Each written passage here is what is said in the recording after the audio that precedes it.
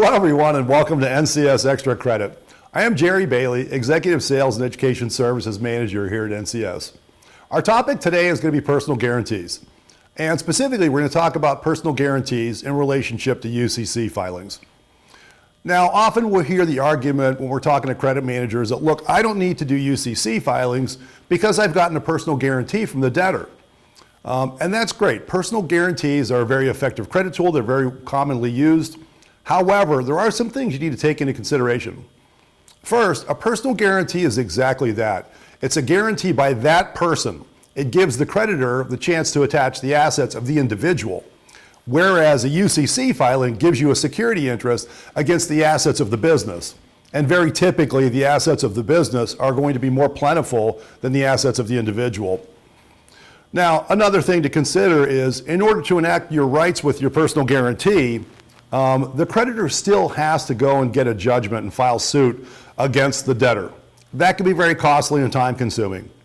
Versus with UCCs, and one of the reasons they were created was it creates a system where we can establish the priority of our claims as creditors without all of us having to run to the courthouse and sue each other, minimizing the time and the costs involved. Now, another thing is priority too. We don't know the priority with personal guarantees because there's no registration. And we don't know how many of these things are out there. The debtor may have given you a personal guarantee, but they've also given them to 10 other creditors. So what's the priority of yours ahead of theirs?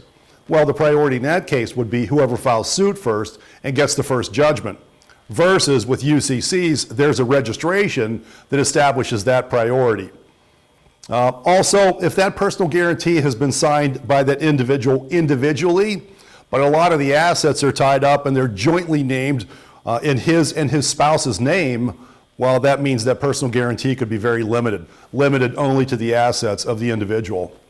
Lastly, most of the states have homestead protection laws which protect the homeowners from losing their homes to creditors. In that case, you would have a personal guarantee by the debtor. However, their largest asset could very well be excluded from that personal guarantee. So lots of things to take into consideration when you're using personal guarantees.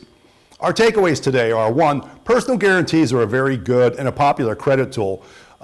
A bunch of credit professionals use these things very effectively. However, they are no reason to bypass filing a UCC against the debtor's business.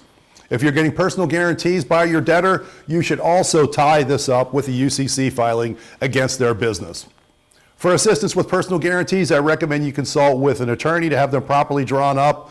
However, if you need any assistance with UCCs or you have any questions, please feel free to contact NCS using the information on your screen. Thank you for watching and enjoy the rest of your day.